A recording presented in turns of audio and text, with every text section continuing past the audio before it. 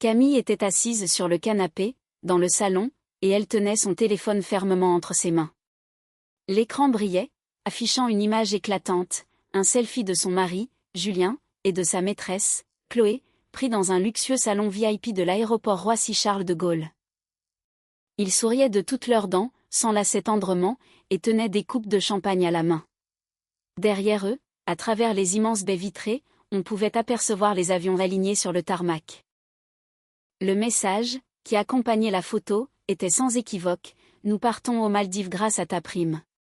Adieu, la perdante, garde bien l'appartement. Camille a relu le texte 3 fois de suite. Chaque mot la brûlait, à l'intérieur, comme de l'acide. La perdante, garde bien l'appartement. Ils ne prenaient même pas la peine de cacher leur mépris profond. La prime. Sa prime de 12 000 €, qu'elle avait durement gagnée, après 6 mois d'heures supplémentaires dans son cabinet d'avocat.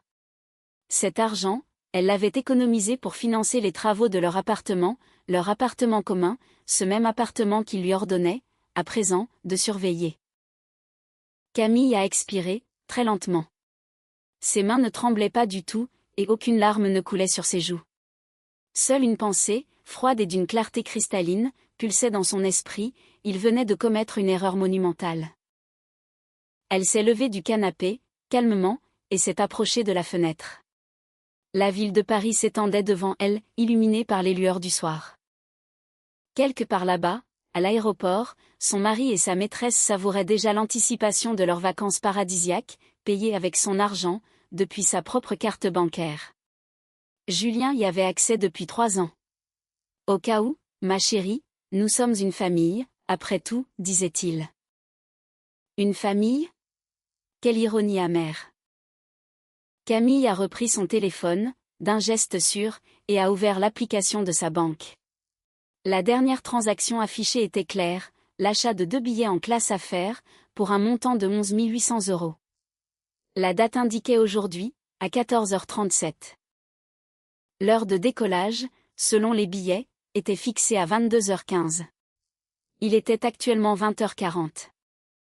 Ils avaient encore largement le temps de terminer leur champagne dans le salon VIP, en se moquant de cette épouse stupide, qui travaillait si dur pendant que son mari batifolait avec la secrétaire de 23 ans, du service d'à côté. Camille a fait glisser son doigt sur l'écran, examinant méthodiquement les détails de la transaction. La compagnie aérienne, le numéro de réservation, les noms des passagers, tout y était. Toute l'information se trouvait là, soigneusement rangée dans ses lignes numériques. Elle a composé le numéro de la ligne d'assistance de la compagnie aérienne. Après quelques longues tonalités, une voix féminine et agréable a répondu: « Bonsoir, Air France. Je m'appelle Sophie. Comment puis-je vous aider ?» « Bonsoir », a répondu Camille, d'une voix posée et presque indifférente. « Je dois vous signaler le vol de ma carte bancaire, ainsi qu'une transaction frauduleuse. » Il y a eu un léger silence. « Je vous écoute attentivement, madame. » « De l'argent a été débité de ma carte, aujourd'hui même, pour l'achat de 2 billets d'avion. Le numéro de réservation est le suivant, » a déclaré Camille, en dictant clairement les chiffres. « Il s'agit d'une opération frauduleuse. Les données de ma carte ont été utilisées sans mon consentement. Je suis en train de déposer une réclamation, à l'instant même, auprès de ma banque. »« Je comprends votre situation, » a répondu l'opératrice, pendant que l'on entendait le bruit des touches de son clavier. « Permettez-moi de clarifier. Vous affirmez que vous n'avez pas donné votre autorisation pour cet achat ? » ?»« C'est tout à fait exact. Je n'ai pas effectué cet achat, et je ne l'ai pas autorisé. Je vous demande donc d'annuler ces billets, immédiatement, et de bloquer l'embarquement des passagers liés à cette réservation. Un instant, s'il vous plaît. » Les sons de frappe ont repris dans le combiné. Vol AF 320 à destination de Malais, départ prévu à 22h15. Les passagers sont Monsieur Julien Renaud et Mademoiselle Chloé Blanc. Est-ce bien cela ? Oui, ce sont exactement ces escrocs-là.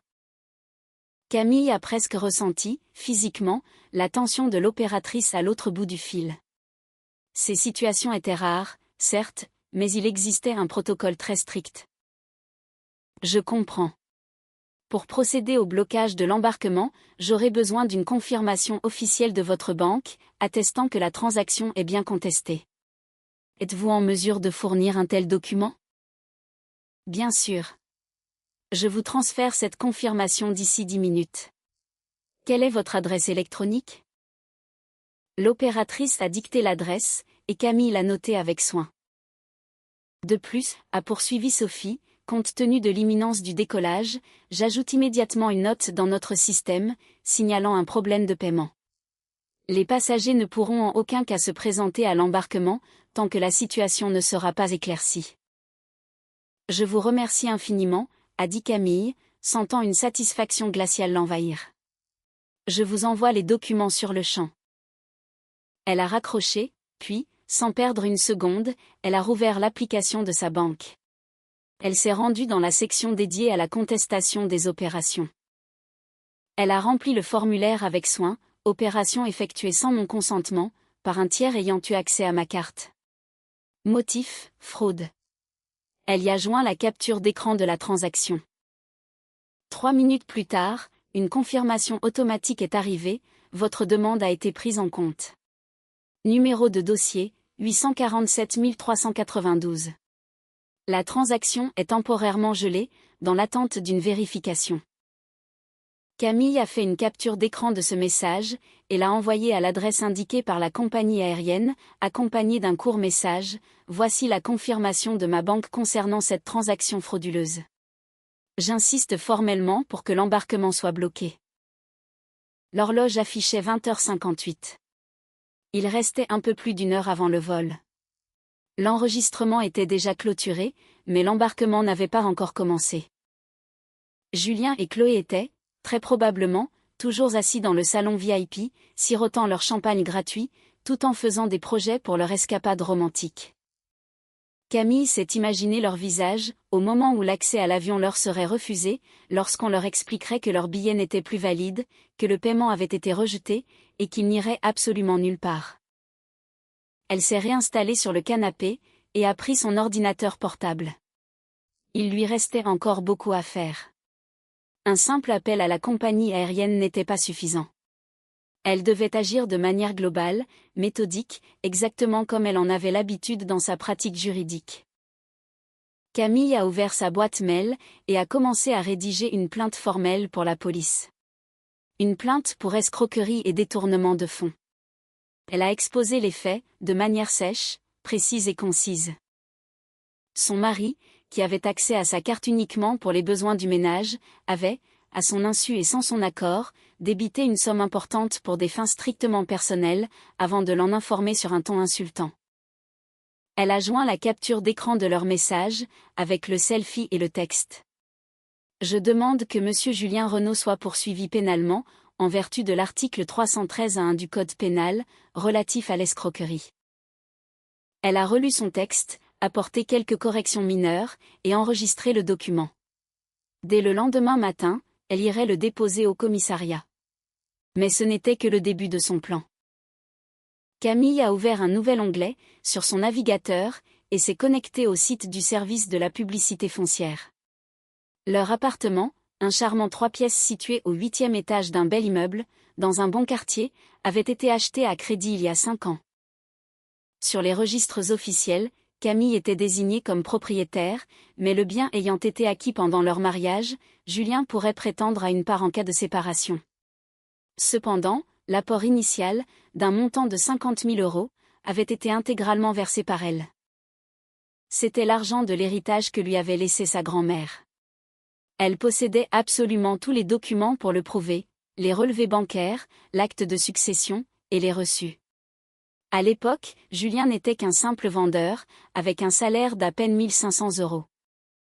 Sans son argent à elle, il n'aurait jamais obtenu l'accord de la banque pour le prêt immobilier.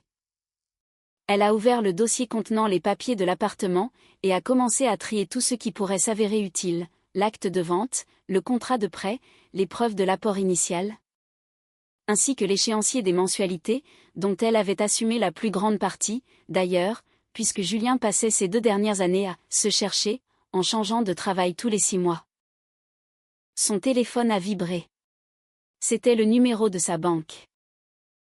Madame Camille Dubois, a demandé une voix féminine, très professionnelle, mais teintée d'une légère compassion. C'est le service de sécurité de la banque. Nous avons bien examiné votre demande de contestation.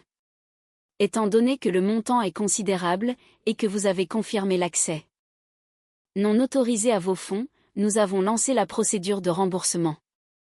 Nous avons également envoyé une requête officielle à la compagnie aérienne, afin de bloquer les billets.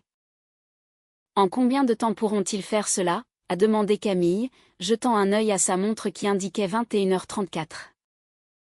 Généralement, cela prend entre 30 et 40 minutes, si les passagers ne sont pas encore enregistrés. Ils sont dans le salon VIP, a coupé Camille. Ils m'ont envoyé une photo de là-bas, ce qui signifie qu'ils ont déjà passé l'enregistrement. Il y a eu un court silence à l'autre bout de la ligne. Dans ce cas, les billets seront annulés juste avant l'embarquement. Le système bloquera automatiquement leur carte d'accès à bord. Ils ne pourront tout simplement pas monter dans l'avion. Camille s'est repassé la scène dans la tête. Julien et Chloé, fiers d'eux, avec leur coupe de champagne, se dirigeant vers la porte d'embarquement. Le scanner qui émet un bip d'erreur. L'employé de la compagnie qui, avec un sourire désolé, leur annonce que leurs billets ne sont pas valides. L'humiliation, l'incompréhension, puis, la panique totale. Merci, a-t-elle dit. Tenez-moi au courant, s'il vous plaît.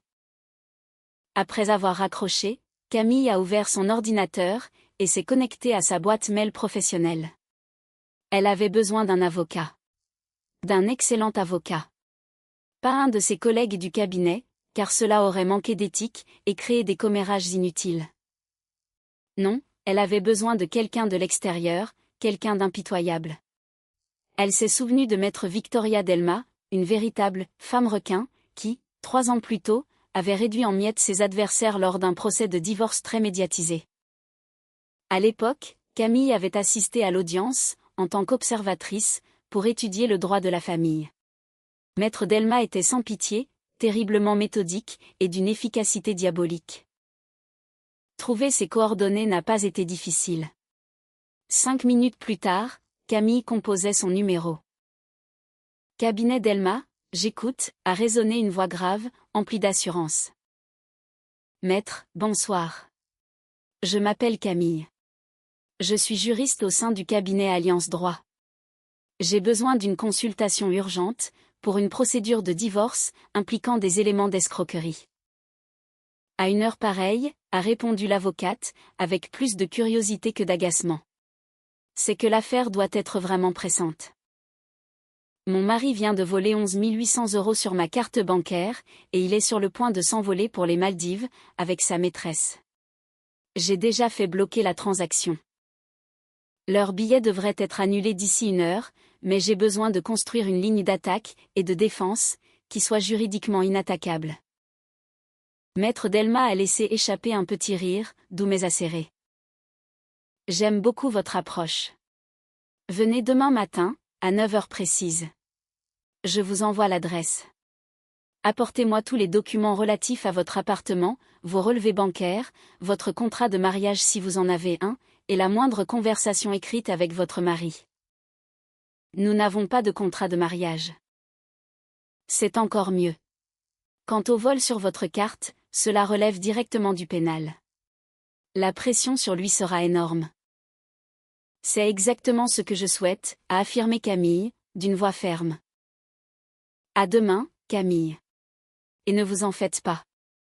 Nous allons nous assurer que votre mari regrette amèrement le jour où il a décidé de vous tromper. La conversation a pris fin. Camille s'est adossée à son canapé, fermant les yeux un instant.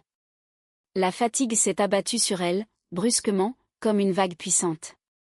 Mais ce n'était pas cette fatigue épuisante, liée aux nuits blanches passées à travailler. C'était autre chose, un sentiment de libération. C'était comme si un fardeau écrasant, qu'elle portait depuis des années, venait enfin de glisser de ses épaules. Elle s'est rappelé comment, 3 ans auparavant, Julien avait commencé à changer. D'abord subtilement, il rentrait plus tard, devenait plus distant, l'embrassait moins souvent avant de dormir. Puis, il y a eu ces fameuses soirées d'entreprise, ces rendez-vous avec des clients, ces projets urgents. Camille mettait cela sur le compte de la fatigue, de la crise de la trentaine, ou du stress. Elle s'efforçait d'être une épouse compréhensive, de ne pas le presser, de ne faire aucune scène. Quelle idiote elle avait été. Le téléphone a repris vie. C'était un message provenant d'un numéro inconnu. Camille a froncé les sourcils, et l'a ouvert. « Salut Camille, c'est Léa. Tu te souviens de moi ? On était ensemble à la fac de droit. Je travaille maintenant à la sécurité de l'aéroport Charles de Gaulle. Je viens juste de voir ton mari. Avec une petite jeune, dans le salon VIP. Il se comportait de façon très démonstrative. Je voulais t'écrire, mais je ne savais pas si c'était une bonne idée. Désolée si je me mêle de ce qui ne me regarde pas. » Camille a fixé l'écran, surprise. Léa. Oui, elle s'en souvenait, c'était cette fille discrète, toujours assise au premier rang, qui prenait ses notes de cours à la main. Elles n'étaient pas des amies intimes, mais elles s'entendaient bien. Elle a rapidement tapé une réponse. « Léa, merci beaucoup, je suis déjà au courant. Dis-moi, tu es au travail, en ce moment ? » La réponse est arrivée presque instantanément. « Oui, je suis de garde cette nuit. » Pourquoi ? Est-ce que tu pourrais les garder à l'œil ? Leurs billets doivent être annulés juste avant l'embarquement. J'ai vraiment besoin de savoir comment ils vont réagir. Il y a eu une pause. Puis, la vache. D'accord. Je suis justement près de leur porte d'embarquement. Je te raconte tout ce qui se passe. Camille a posé son téléphone, et, pour la toute première fois de la soirée, elle a senti un véritable sourire étirer ses lèvres. Pas un rictus amer, mais un vrai sourire, triomphant, presque prédateur. Le temps s'écoulait, avec une lenteur exaspérante. 21h47, 21h53, 22h01. Camille s'est levée, a fait les 100 pas dans le salon, puis s'est arrêtée près de la fenêtre, observant la vie nocturne. Les lumières, les voitures, la vie qui continuait son cours, malgré tout. À 22h08, le téléphone a vibré. Un très long message de Léa. « Camille, tu ne vas jamais le croire. Il y a 2 minutes, ils se sont approchés du comptoir d'embarquement, tout fiers. Elle rigolait, et lui la tenait par la taille.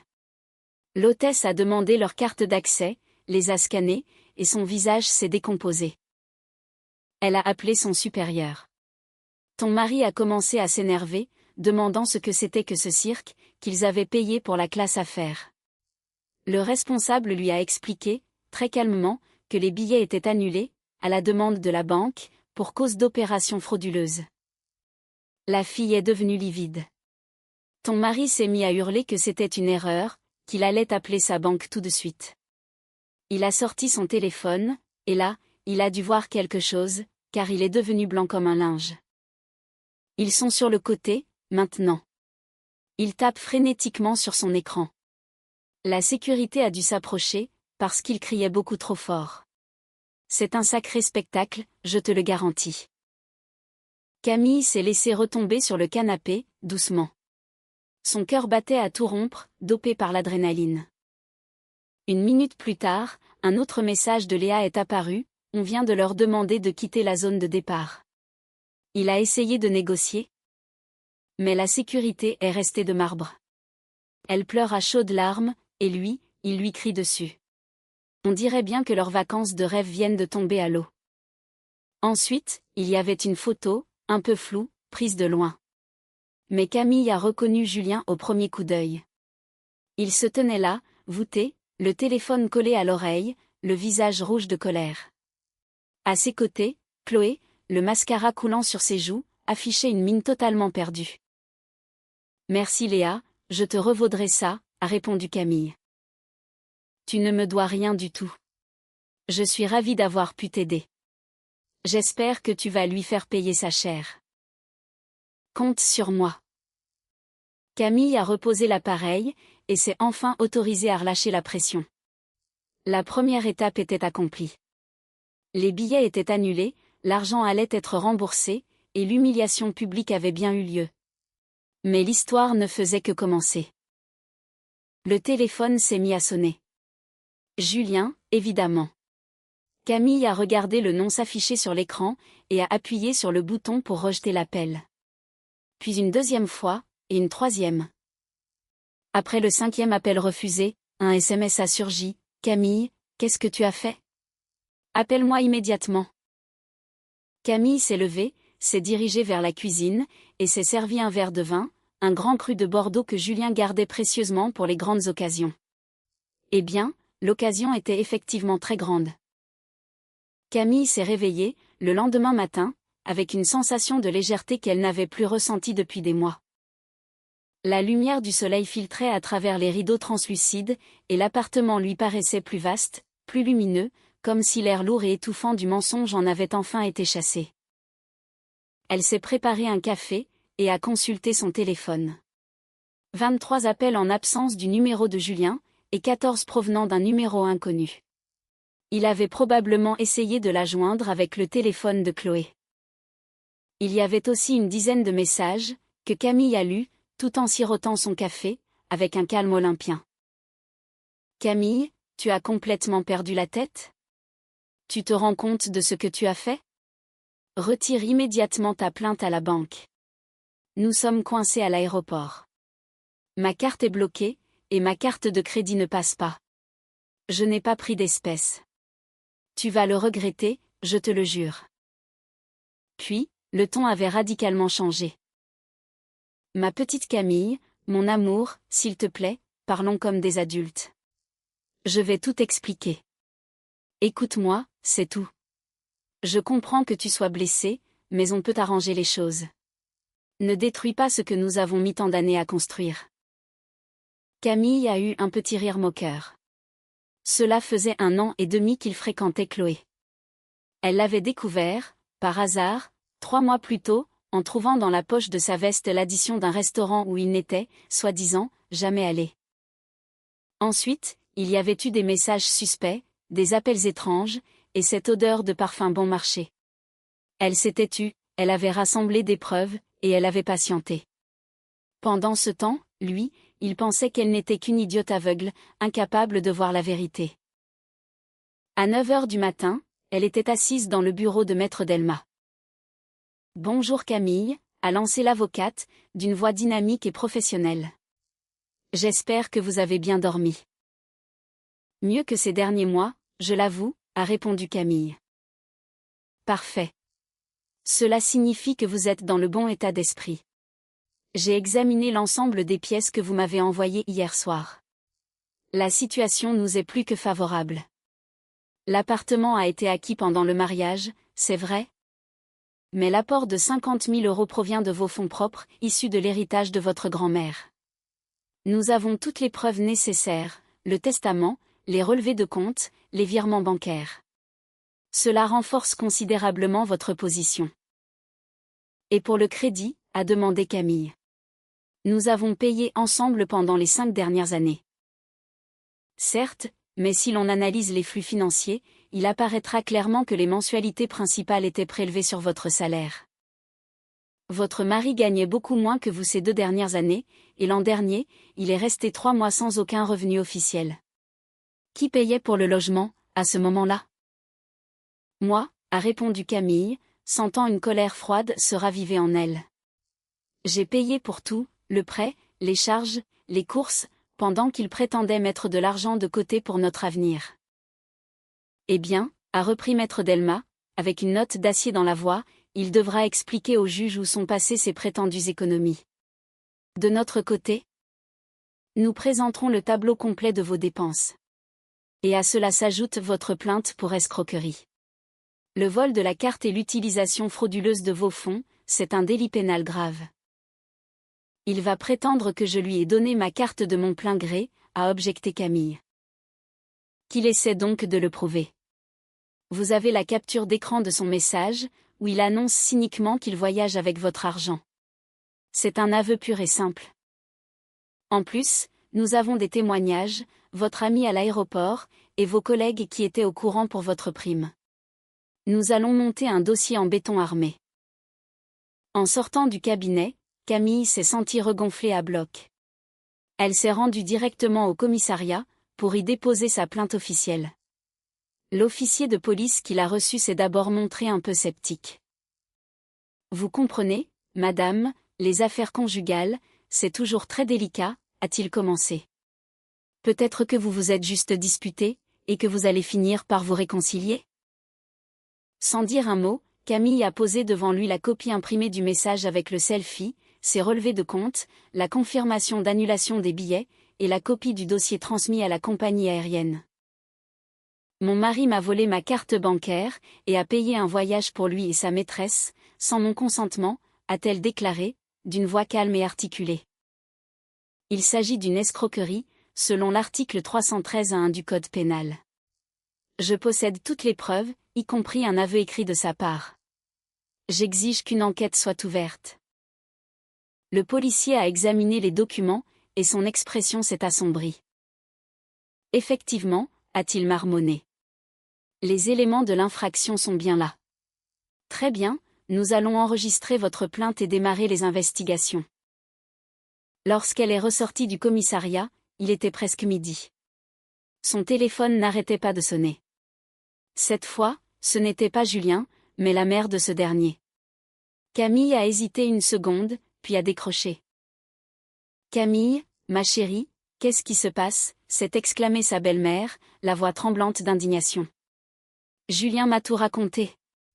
Comment as-tu pu faire une chose pareille? C'est ton mari. Vous devriez régler vos problèmes ensemble, au lieu de provoquer un tel scandale. Bonjour, Hélène, a répondu Camille, en s'arrêtant au beau milieu du trottoir. Et que vous a dit Julien, au juste? Qu'il a volé ma prime pour s'envoler aux Maldives avec sa maîtresse? Ou qu'il me trompe depuis 1 an et demi? Ou encore qu'il comptait me jeter à la rue, en me prenant l'appartement que j'ai acheté avec l'argent de ma grand-mère? Un silence pesant s'est installé.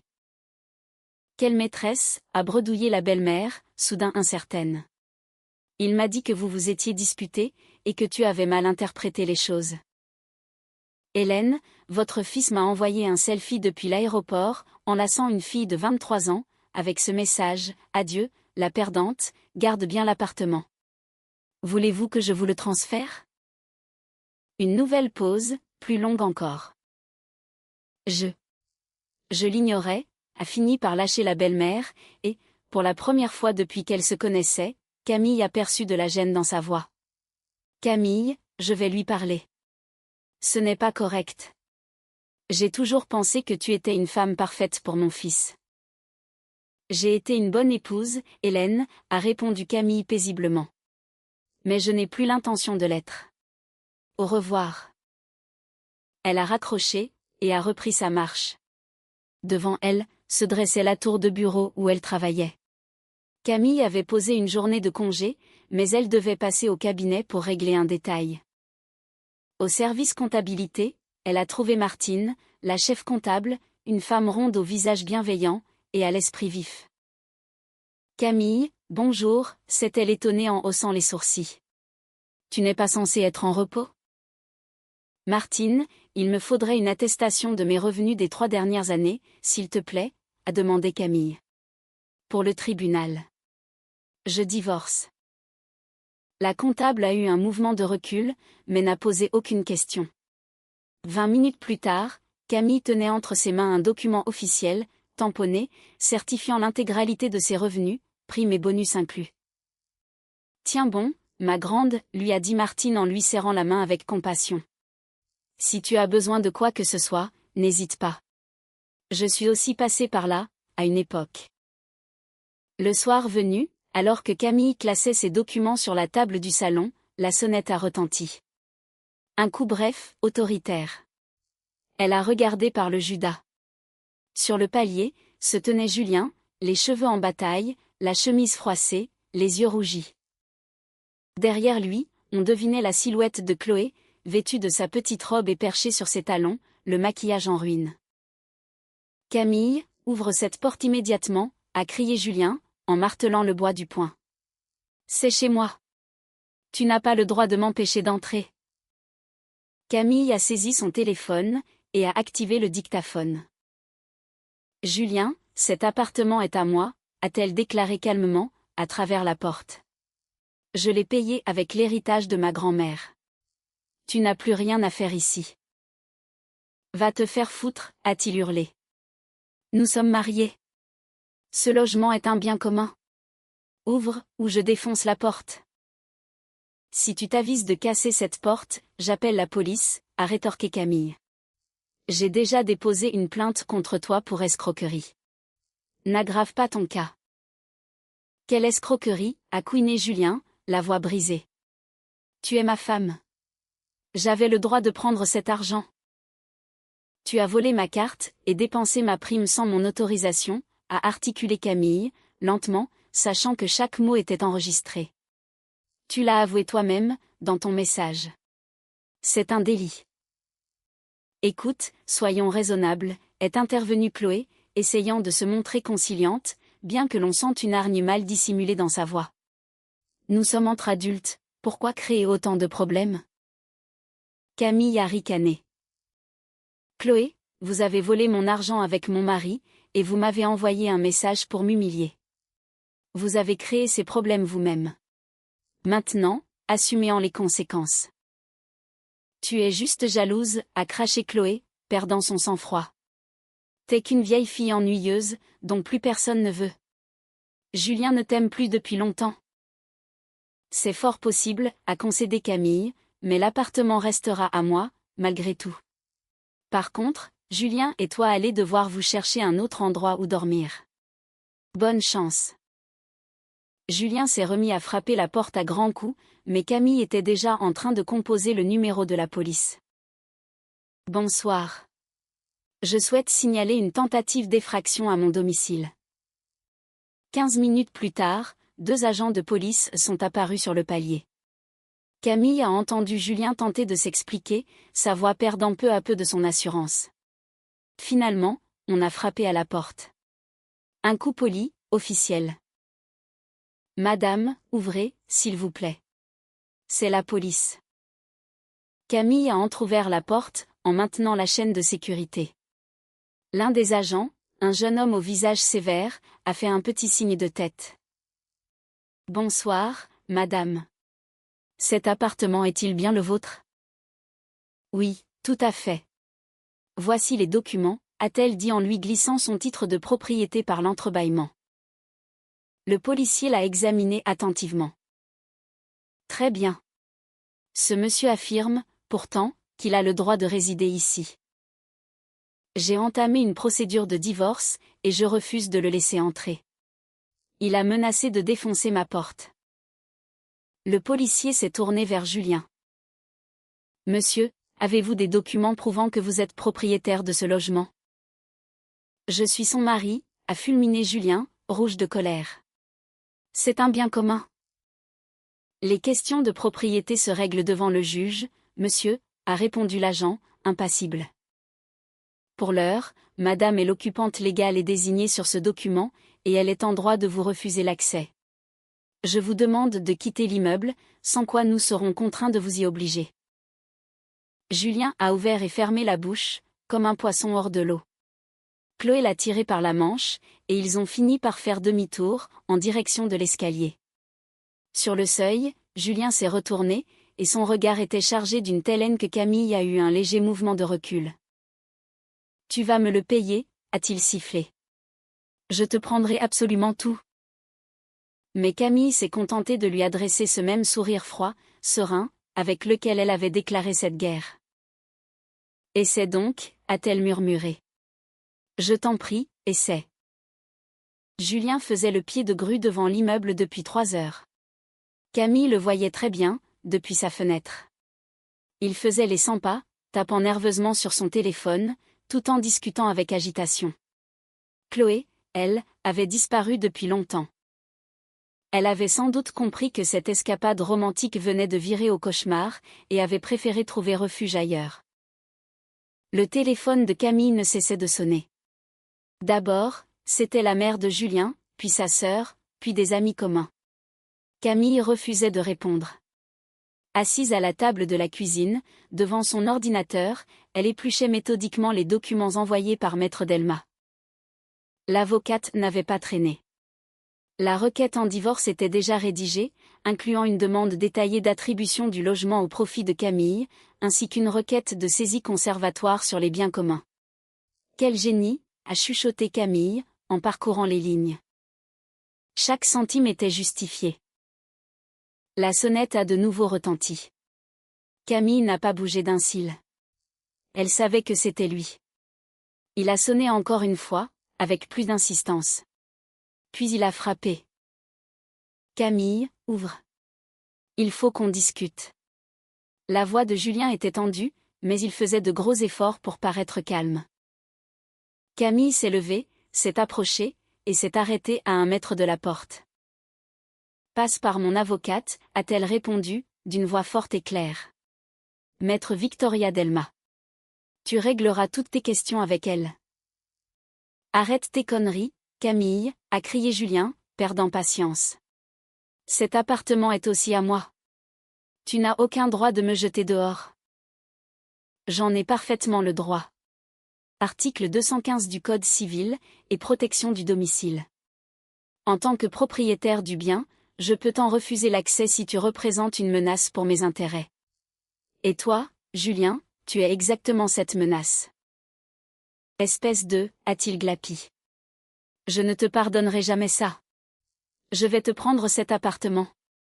Je trouverai un avocat bien meilleur que le tien. Je prouverai que tu m'as expulsé illégalement. La plainte est déjà enregistrée à la police, l'a coupé Camille. Article 313-1 du Code pénal. Escroquerie. C'est passible de peine de prison. Tu veux vraiment continuer à me menacer?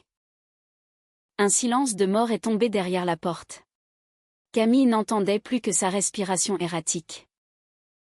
Tu n'oseras pas, a-t-il fini par souffler. Je suis ton mari. Tu ne vas pas m'envoyer en prison. Ton futur ex-mari, a corrigé Camille. Et si, j'oserais. C'est même déjà fait. Le dossier est entre les mains de la brigade financière. L'inspecteur va démarrer son enquête dès demain. J'ai toutes les preuves nécessaires. Tu penses sérieusement pouvoir prouver que je t'ai donné l'autorisation de prendre mon argent, pour partir en vacances avec ta maîtresse? Julien n'a rien répondu. Camille pouvait presque sentir, physiquement, son monde s'effondrer autour de lui. Il était habitué à ce qu'elle pardonne toujours, à ce qu'elle arrondisse les angles, à ce qu'elle soit douce et soumise. Jamais il n'aurait imaginé que cette femme discrète, et si tranquille, soit capable d'une telle riposte. Où est-ce que je vais dormir, a-t-il fini par demander, d'une voix sourde. Ce n'est pas mon problème. Adieu, Julien.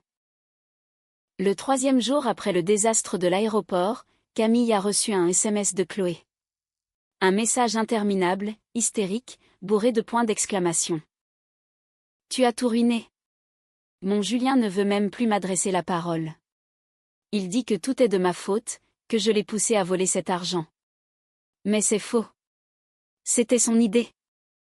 Il a dit lui-même que tu n'étais qu'une grosse vache inutile, et qu'il méritait cet argent pour t'avoir supporté toutes ces années. Et maintenant, il m'a plaqué, et je me retrouve sans rien. Camille a lu le message 2 fois, en a fait une copie, et l'a transféré à Maître Delma. 5 minutes plus tard, l'avocate l'a rappelé, la voix vibrante d'une joie non dissimulée. Camille, c'est de l'or en barre, de l'or pur. Elle avoue d'elle-même qu'elle connaissait l'origine des fonds. C'est de la complicité d'escroquerie, assortie d'insultes à votre égard. Conservez tout précieusement. Ne supprimez surtout rien. C'est déjà fait, maître, a répondu Camille, imperturbable. Et qu'en est-il de la plainte? Le dossier a été confié à un inspecteur. Vu le montant, et la solidité des preuves, ils vont forcément ouvrir une enquête préliminaire. Ils risquent gros. Mais, l'avocate a marqué une pause. S'il accepte un accord à l'amiable pour le divorce, et renonce à ses parts sur l'appartement, vous pourriez retirer votre plainte. Non, a tranché Camille. Qu'il aille jusqu'au bout. Vous en êtes certaine? Une condamnation pénale, ce n'est pas à prendre à la légère. J'en suis certaine. Il doit comprendre que chaque acte a un prix. Maître Delma a gardé le silence un instant, puis a laissé échapper un petit rire. Vous savez, Camille, en 20 ans de carrière, j'ai vu défiler beaucoup d'épouses bafouées. Certaines pleurent à n'en plus finir, d'autres se vengent de manière irrationnelle. Ou font des esclandres. Mais vous agissez comme une vraie professionnelle. Avec froideur, méthode, et sans la moindre émotion superflue. Ce n'est pas trop difficile, pour vous ? Camille a regardé ses mains. Elles étaient parfaitement immobiles.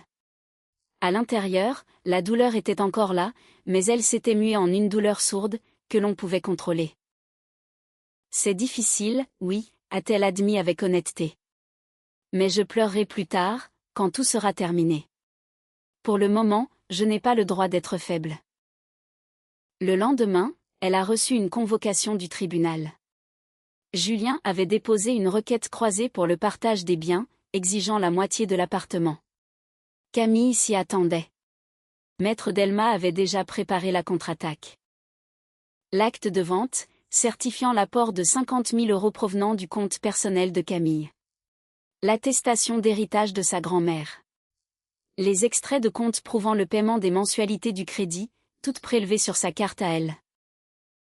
Il va prétendre qu'il subvenait aux besoins du foyer, l'a prévenu l'avocate, et que sa contribution n'était pas uniquement financière. J'ai ses déclarations d'impôts des 3 dernières années, a répliqué Camille, sèchement. Ce sont des lignes vides. Officiellement, il ne travaillait nulle part. Officieusement, il faisait quelques petits boulots au noir, de temps en temps. 500 € par mois, au grand maximum. Juste de quoi payer ses propres sorties. Maître Delma a hoché la tête, très satisfaite.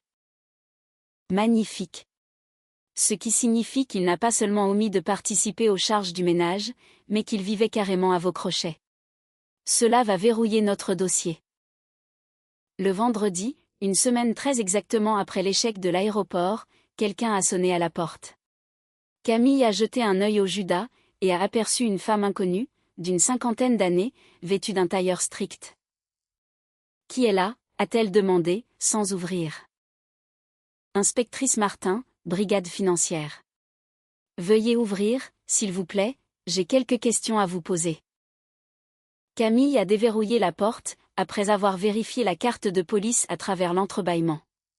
L'inspectrice était une femme de petite taille, au visage marqué par la fatigue, et dotée de yeux gris très observateurs. « Entrez, je vous prie. » Camille l'a conduite dans la cuisine, et lui a proposé une tasse de thé. « Merci, ce n'est pas de refus. » L'inspectrice Martin a sorti un dossier de sa mallette. « Madame Dubois, je suis en charge de l'enquête concernant votre dépôt de plainte pour escroquerie. Je souhaiterais éclaircir quelques points. » Durant la demi-heure qui a suivi, Camille lui a raconté, en détail, la façon dont elle avait découvert la disparition des fonds, la réception du message insultant, et la procédure de blocage des billets. L'inspectrice l'écoutait attentivement, prenait des notes, et posait, de temps à autre, des questions précises. « Donc, il avait bien accès à votre carte, a-t-elle résumé, en posant son stylo sur le bord de son dossier.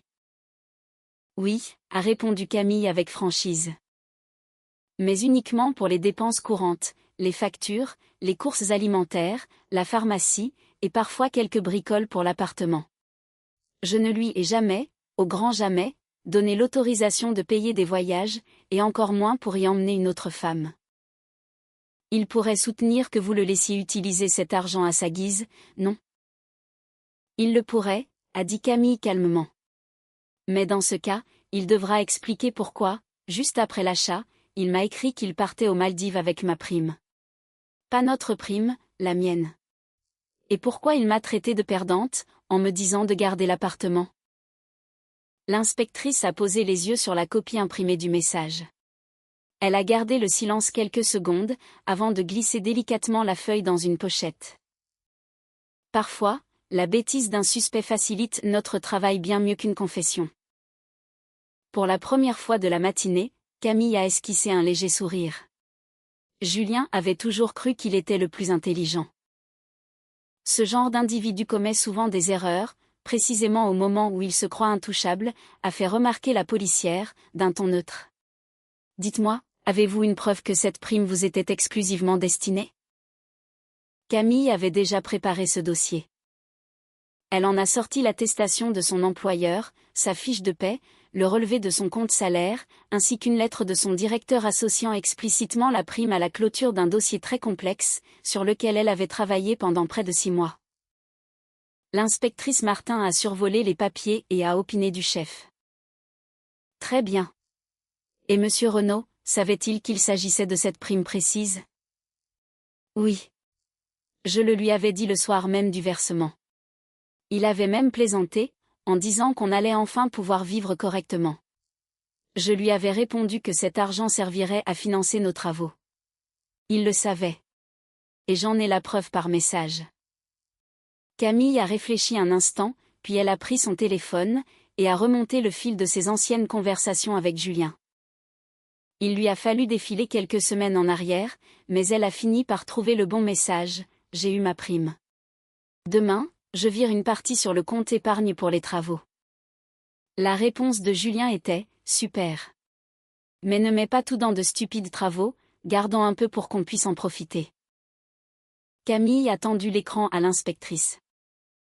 Faites-en une capture, et envoyez-la sur ma boîte mail, a demandé l'officier. Cela prouve qu'il connaissait parfaitement la destination prévue pour cet argent. Elles ont passé la demi-heure suivante à reconstituer la chronologie exacte des événements, minute par minute, la date de réception de la prime, le moment où Julien avait utilisé la carte, l'heure d'achat des billets, etc. Monsieur Renaud va être convoqué pour une audition, a déclaré l'inspectrice Martin en refermant son dossier. Mademoiselle Blanc également. Vu le montant du préjudice, la nature de la transaction, et le message qui a suivi, les motifs d'investigation sont très solides. Je ne vous promets pas un miracle immédiat, mais cette affaire a largement dépassé le stade de la simple querelle conjugale. Il va essayer de faire pression sur moi, a prévenu Camille. En utilisant sa mère, ses amis, ou des connaissances communes. Ne répondez surtout pas aux provocations, et documentez tout. Les appels, les textos, les tentatives d'approche à votre domicile. S'il profère la moindre menace, déposez immédiatement une main courante.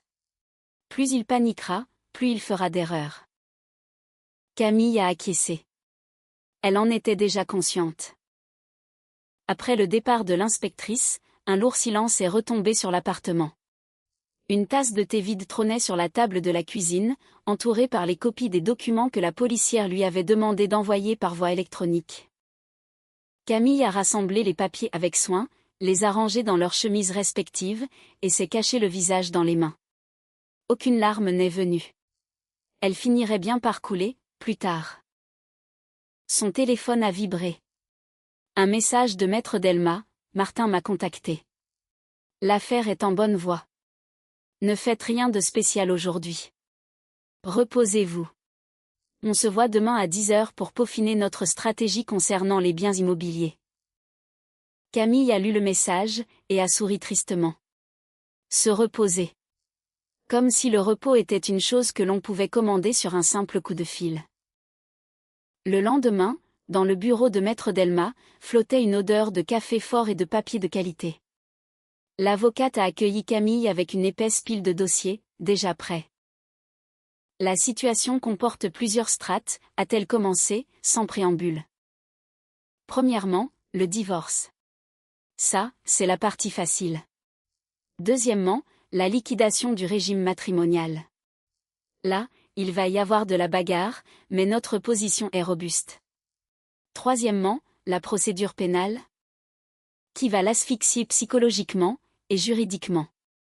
Quatrièmement, votre sécurité. Il est déjà venu vous menacer chez vous, en essayant de forcer la porte. Nous ne laisserons pas passer ça. Et pour l'appartement, a demandé Camille, sachant pertinemment que le sujet serait épineux. Il a tout de même été acquis après le mariage. C'est exact. C'est pourquoi nous ne pouvons pas simplement dire au juge: c'est l'argent de mamie, donc tout est à moi. La justice ne fonctionne pas ainsi. Mais nous disposons d'arguments de poids.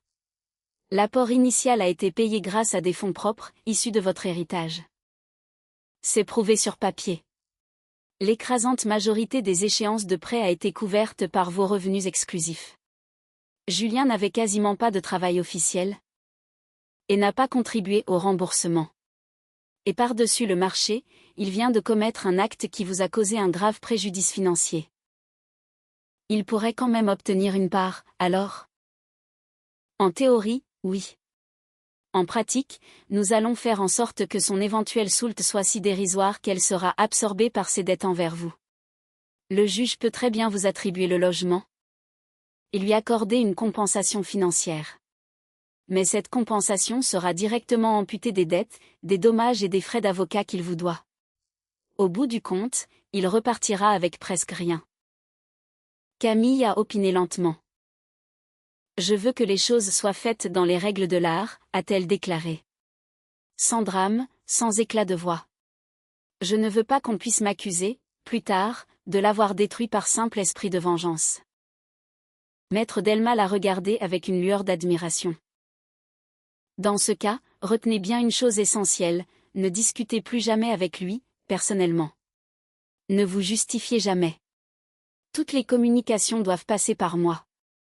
Il va essayer de jouer sur la corde sensible, de provoquer vos émotions, car sur le terrain des faits, il a déjà perdu. Julien a effectivement essayé. D'abord, il a envoyé un très long message, rempli de nostalgie, évoquant leurs premières années ensemble, la vieille maison de campagne de ses parents, les soirées à boire du vin bon marché dans leur premier studio, leurs premières vacances sur la Côte d'Azur. Il lui écrivait qu'il était perdu, que Chloé n'était qu'une béquille apparue dans une période sombre, et que Camille était devenue trop froide, trop distante, trop accaparée par son travail. Il ne s'excusait pas, du moins, pas directement. Il tentait de lui rejeter la faute dessus, avec autant de minutie que s'il glissait discrètement son linge sale dans les tiroirs d'un autre. Lors de son audition au commissariat, Julien s'est montré très confiant. C'est ce que l'inspectrice Martin a rapporté à Camille, dans les grandes lignes, sans trahir le secret de l'instruction. Au début, il affirmait mordicus que la carte était commune, que l'argent appartenait au ménage, et que ce voyage était une décision personnelle que sa femme avait mal prise. Lorsqu'on lui a mis la capture d'écran du selfie sous le nez, il a commencé à s'agacer.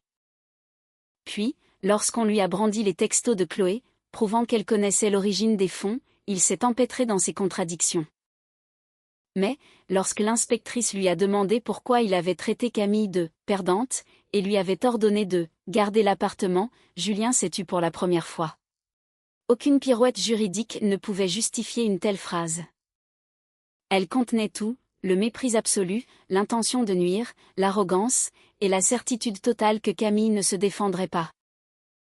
Chloé a été convoquée le lendemain. Elle est arrivée flanquée de sa mère, les yeux bouffis de larmes, terrorisée, et ne ressemblait plus du tout à la fille arrogante du salon VIP. Son assurance s'est désintégrée à l'instant où elle a compris que cette affaire n'allait pas se solder par une simple dispute, mais par des poursuites pénales. Elle a tenté de jurer ses grands dieux qu'elle ne savait rien, que Julien lui avait affirmé que l'argent était le sien, que son couple était brisé depuis longtemps, qu'ils étaient sur le point de divorcer, et que tout était déjà arrangé. Mais lorsque l'inspectrice lui a montré le propre texto qu'elle avait envoyé à Camille, où elle s'effondrait en disant que Julien lui avait parlé de la prime de sa femme, Chloé a craqué. Elle s'est mise à pleurer, et s'est mise à table. Elle a révélé que Julien promettait de quitter sa femme depuis des lustres, mais repoussait sans cesse l'échéance. Qu'il se vantait de récupérer, de toute façon, la moitié de l'appartement.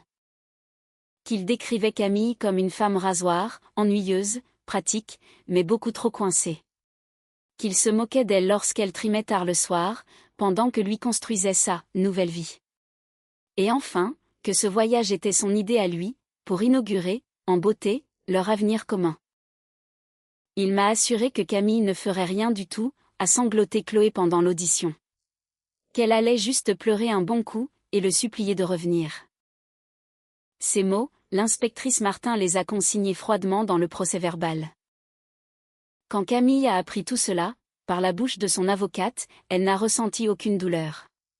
Aussi étrange que cela paraisse, elle ne souffrait plus.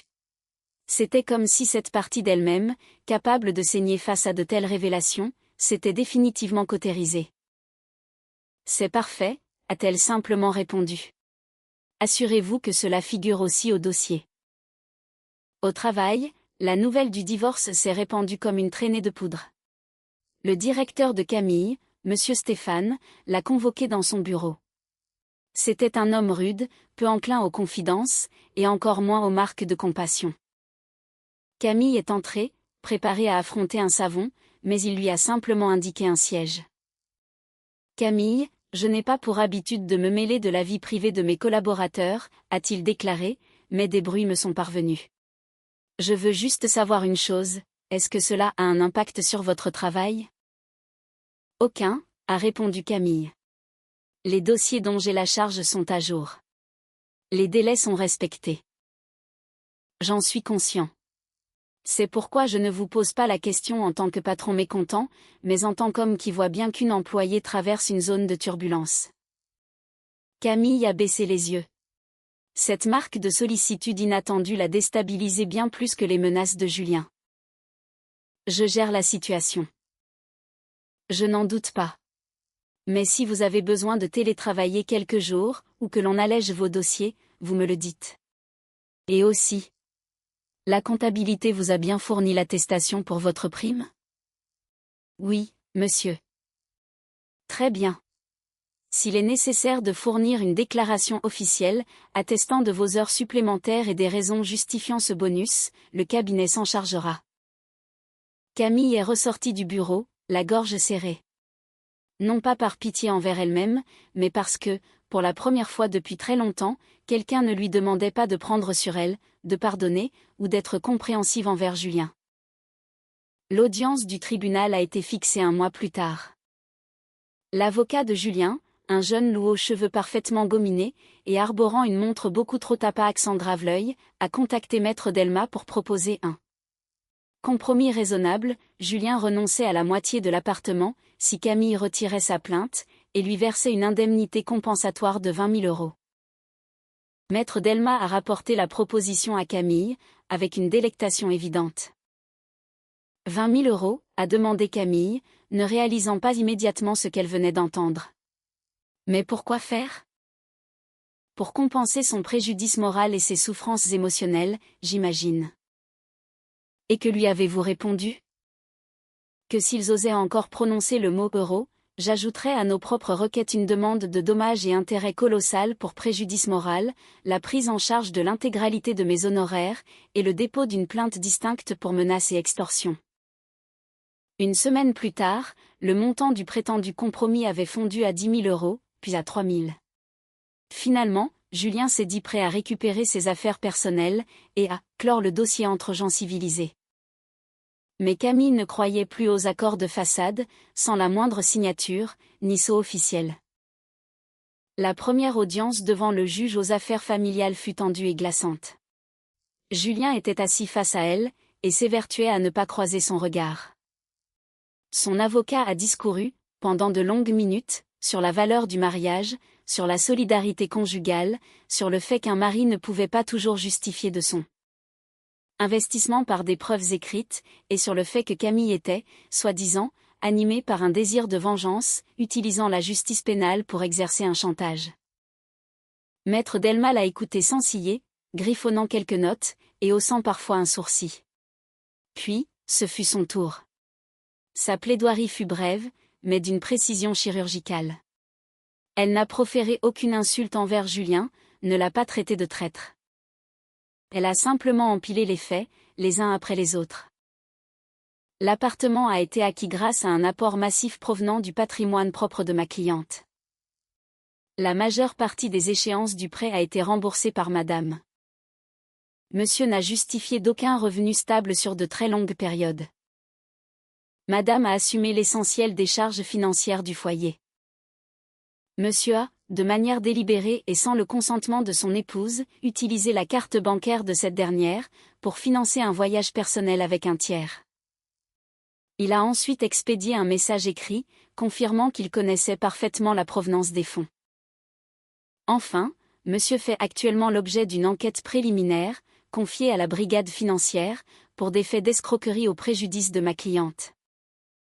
Chaque argument était étayé par une pièce du dossier. Le juge feuilletait les documents avec attention. Julien blêmissait à vue d'œil.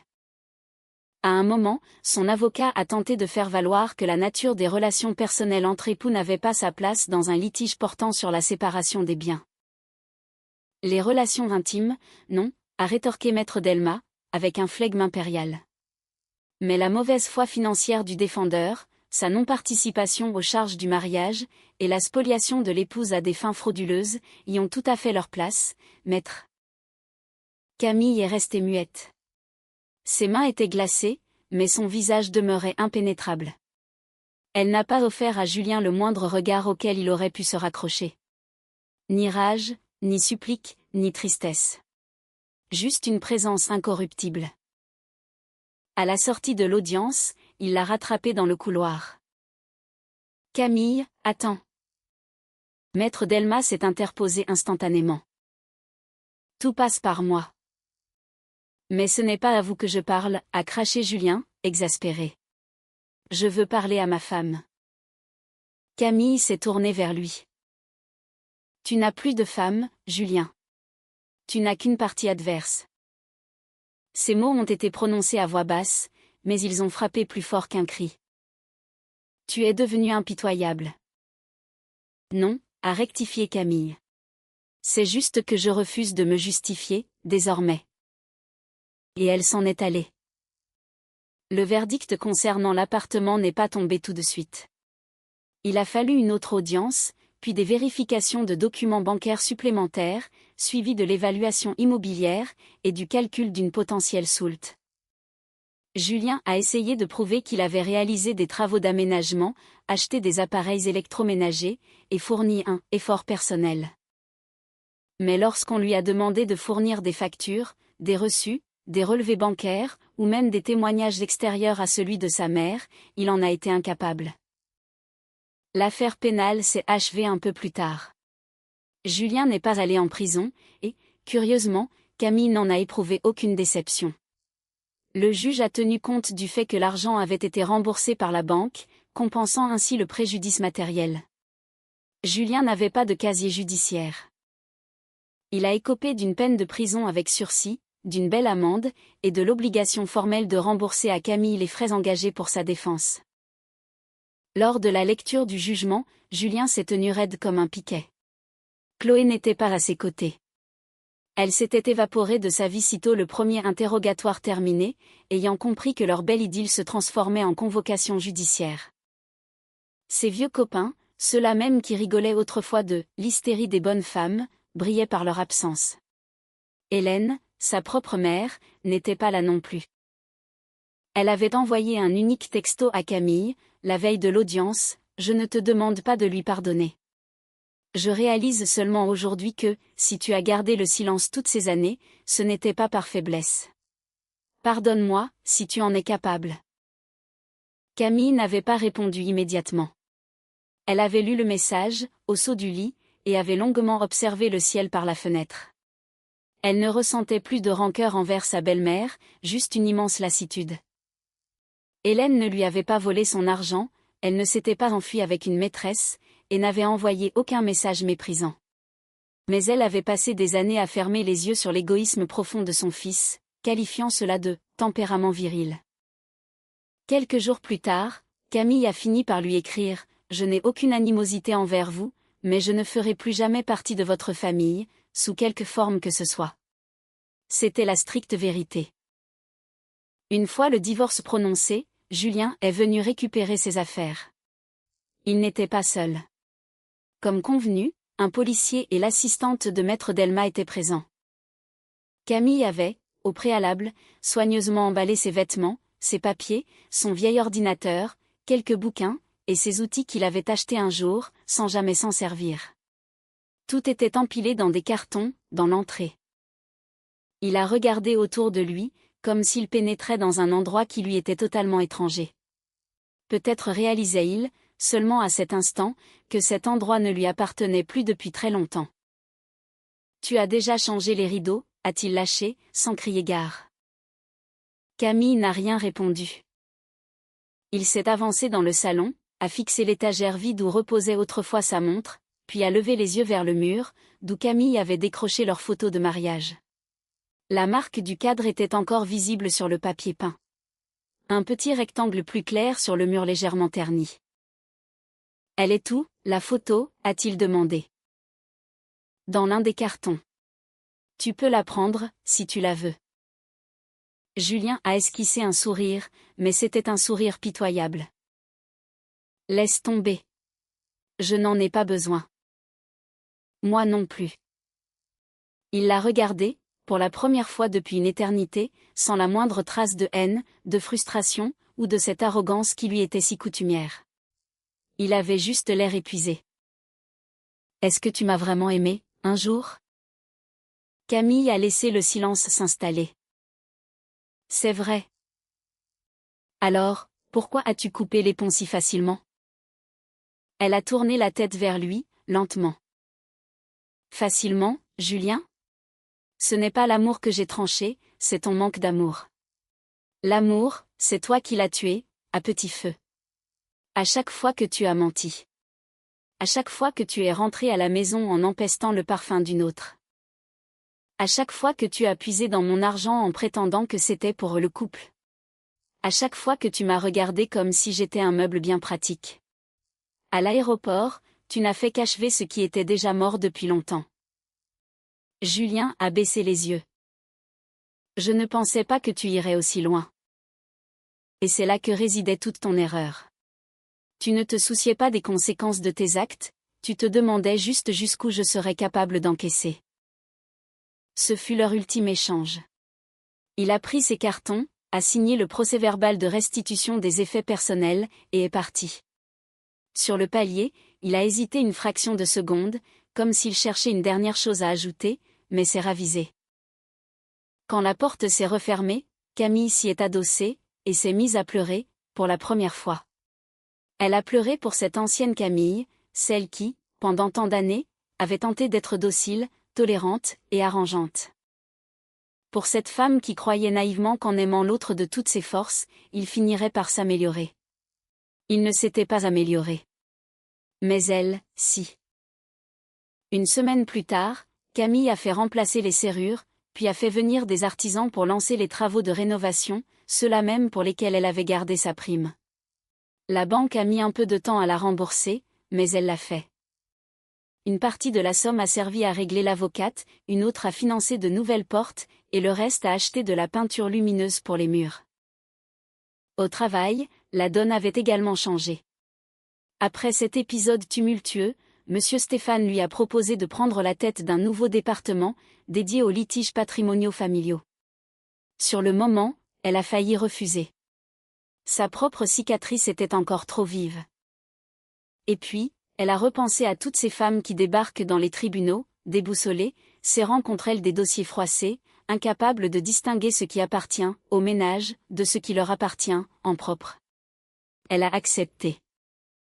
Son tout premier dossier fut la consultation d'une jeune femme dont le mari avait secrètement contracté un crédit à son nom.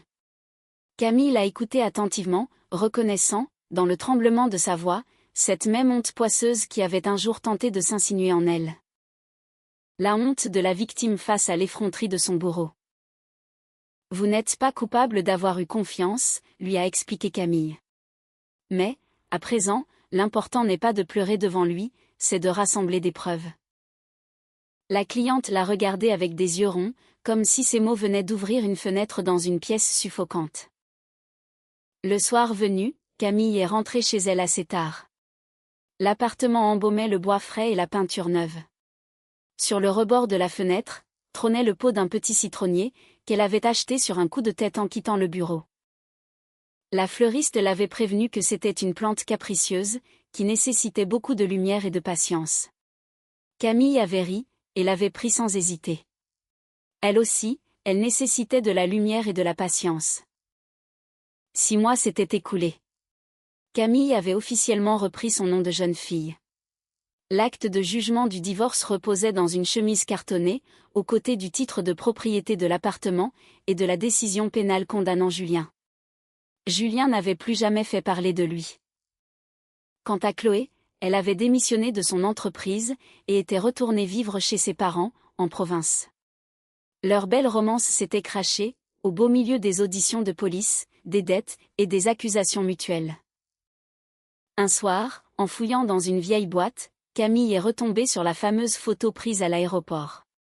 Elle l'a fixée un instant, sans ressentir le moindre pincement au cœur, puis l'a déchirée en 4 morceaux, et l'a jetée à la poubelle. Cette nuit-là, elle est restée assise de longues heures dans sa cuisine. Une tasse de thé fumait sur la table ronde, flambant neuve. Un livre grand ouvert l'attendait à côté. Dehors, la neige commençait à tomber, fine et discrète, la toute première de l'hiver. La ville bourdonnait doucement, comme si elle aussi, fatiguée par sa journée, cherchait le repos. Camille s'est levée, s'est approchée de la vitre, et a contemplé les lumières de Paris. Son appartement était silencieux, et réconfortant. Il ne résonnait plus des bruits de pas d'un étranger dans l'entrée, ne contenait plus les mensonges d'un téléphone, ni le mépris d'un homme attablé face à elle. Il n'y avait plus besoin d'inspecter des poches de veste, de guetter des retours tardifs, ou de déchiffrer les humeurs d'une personne qui, dans son dos, vivait déjà une toute autre vie. Elle ne surveillait plus rien. Elle se contentait de vivre. Camille a éteint la lumière de la cuisine, a regagné sa chambre, et, pour la première fois depuis des années, elle s'est endormie sans avoir ce poids oppressant sur la poitrine. La neige continuait de recouvrir la ville, et, chez elle, le calme régnait enfin.